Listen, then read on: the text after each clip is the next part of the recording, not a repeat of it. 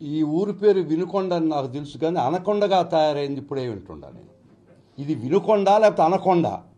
ఈ రాజకీయ నాయకులు వాళ్ళకు వంతబాడే ఈ పోలీసు వాళ్ళు అనకొండగా తయారు చేసినటువంటి ఈ వినుకొండని, ఈ గ్రామంలోనే ఈ వినుకొండలోనే రషీద్ అనే అతన్ని పరమ కిరాతంగా చంపినటువంటి పరిస్థితిలో నిజమైన ముద్దాయిల్ని, అసలు ముద్దాయిల్ని పూర్తిగా ఈ పోలీసు వారు, ఈ వ్యవస్థ ముద్దాయిలుగా చేర్పించినటువంటి పరిస్థితిలో బ్రహ్మనాయుడు గారు వారి యొక్క ఆదేశంతో, వారి యొక్క డైరెక్షన్లో రషీద్ వాళ్ళ కుటుంబం నా దగ్గరికి వచ్చిన తర్వాత ఇంత జరిగినటువంటి అన్యాయానికి మేము ఎదురొడ్డు పోరాడి వాళ్ళందరినీ ముద్దాయిలుగా చేయడం జరిగింది.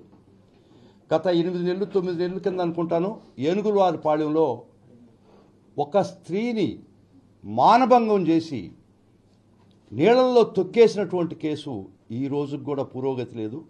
దానిలో ముద్దాయిలు ఎవరని తేల్చినటువంటి పరిస్థితి కూడా ఈ పోలీసు చేయలేనటువంటి పరిస్థితిలో సిగ్గుతో తలవించుకోవాల్సినటువంటి పరిస్థితి. అందుకని నేను చెప్తున్నా, ఇది వినుకొండ లేకపోతే ఏళ్ల చేతిలో పడి అనకొండ అయిందా? ముఖ్యంగా నిన్న నేను ప్రెస్ మీట్ చెప్తూ చిలకలూరుపేటలో చెప్పడం జరిగింది. నేను ఏమి చెప్పానో అది తెల్లారి జరిగింది. నాగేశ్వరరావు గారిని అరెస్ట్ చేసి తీసుకుపోయి ఇల్లీగల్గా డిటెన్షన్ చేసినటువంటి కేసు ఏందో తెలుసా అండి?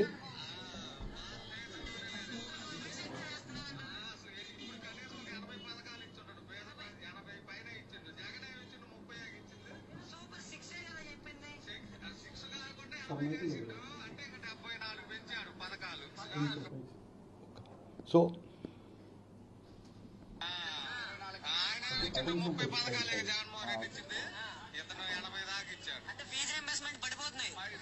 సాయంత్రానికి పడిపోతుంది అమౌంట్ పిల్లలు తీసుకోండి. వైసీపీ వాళ్ళంతా కూడా ఏదో ఖాళీగా ఉండలేక ఊరక తిరగటం ఏమి లేదు. వాళ్ళు పరిపాలన నెంబర్ 1 మన భారతదేశంలో లేదు. సో ఈ విధమైనటువంటి ఎవరో మీడియా మిత్రులు అడిగిన దానికి జవాబు చెప్పినటువంటి నాగేశ్వరరావు గారిని ఏకోజాన్ 5 గంటలకి రాత్రి తన చేలో తన భార్య తన మిర్చి పంటకాడు కాపలా పడుకో ఉంటే వీళ్ళు ఈపూరు ఎస్ఐ పేరు రమేష్, ఉమామహేశ్వరరావు, వాళ్ళ బృందం, వాళ్ళ కానిస్టేబుల్ వచ్చి ఒక టెర్రరిస్ట్ని పట్టకపోయినటువంటి పరిస్థితిలో ఈ రాష్ట్రంలో వాక్ స్వాతంత్రం ఉందా? దీనిలో ఏమన్నా బూతులు ఉన్నాయా? దీనిలో ఏమైనా అబ్సినిటీ ఉందా?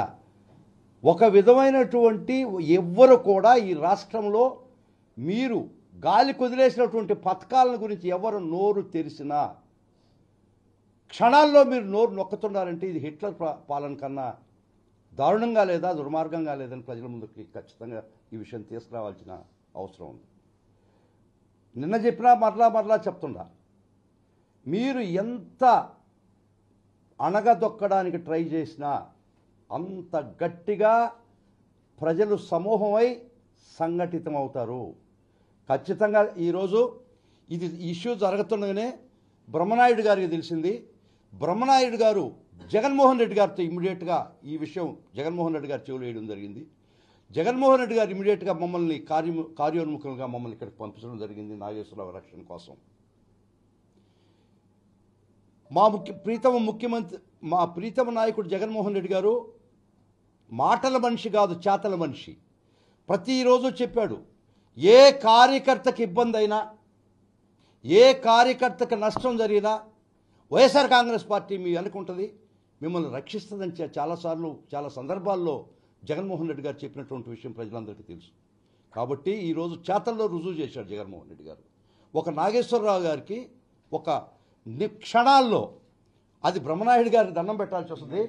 నిజంగా వారికి ఎప్పుడు విషయం తెలిసిందో క్షణాల్లో ఆయన అందరినీ అలర్ట్ చేసి ఇమ్మీడియట్గా ఫస్ట్ చేసిన వారి పని జగన్మోహన్ రెడ్డి గారికి చెప్పేటట్టు జరిగింది. ఆ కాన్స్టిట్యుయెన్సీలో జగన్మోహన్ రెడ్డి గారు ఇమ్మీడియట్గా ఈ కార్యం దీనిలో దిగి మమ్మల్ని అందరినీ ఇక్కడికి పంపించి నాగేశ్వరరావు రక్షణ నుండి ఏ వైఎస్ఆర్ కాంగ్రెస్ పార్టీ కార్యకర్తకి ఇబ్బంది జరిగినా మిమ్మల్ని మీరు పోయి ముందర రక్షించాలని చెప్పి జగన్మోహన్ రెడ్డి గారు పంపించిన ఆదేశంతో మేము ఇక్కడికి వచ్చాం. చాలా సంతోషం. ఇంత గలబా చేసేతలకి ఇంకొకటి కూడా చెప్తానండి. నాగేశ్వరరావు గారు తీసుకుపోయి ఇల్లీగల్గా స్టేషన్లో పెట్టకుండా పక్క రూమ్లో బంధించినటువంటి పరిస్థితి చెప్పాడు నాగేశ్వరరావు.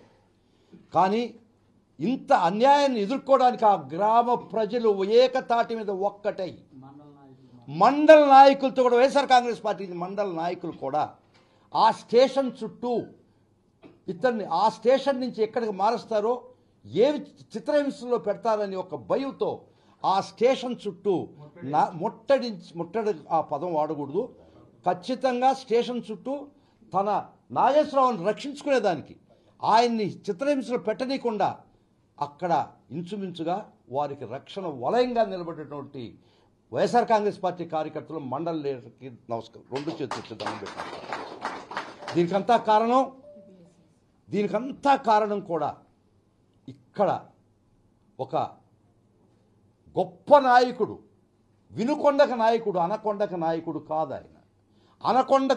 ఈ వినుకొండను అనకొండగా తయారు చేసి ఈ పోలీసు వ్యవస్థ ద్వారా ఈ నాయకులు పబ్బం గడుపుకుంటున్నారు. ఖచ్చితంగా పోరాడతాం, ఏమీ భయపడే ప్రశ్న లేదు. మా వైఎస్ఆర్ కాంగ్రెస్ పార్టీ కార్యకర్తకి చిన్న చీమ కుట్టినా కూడా మొత్తం పార్టీ బ్రహ్మనాయుడు గారి ఆధ్వర్యంలో మేము నిలబడతాం. వాళ్ళ ఖచ్చితంగా పోరాడతాం మా కార్యకర్తల తరఫున, మా నాయకుల తరఫున. ఈరోజు రుజువైంది. మీరు అనుకుంటున్నారేమో అధికారం శాశ్వతం కాదు. ఈరోజు ఒక్క నాగేశ్వరరావుని వారి భార్య వాళ్ళ కల్లాంకాడ కాపలా ఉంటే తీసుకపోతే ఎన్ని హృదయాలు, ఎంత మంది ఆయనకి రక్షణగా నిలబడ్డారో చూడండి. అదే చెప్తున్నా, మీరు ఎంత తీవ్రంగా మమ్మల్ని అనగదొక్కాలని చూస్తే అంత తీవ్రంగా ప్రతిఘటిస్తాం.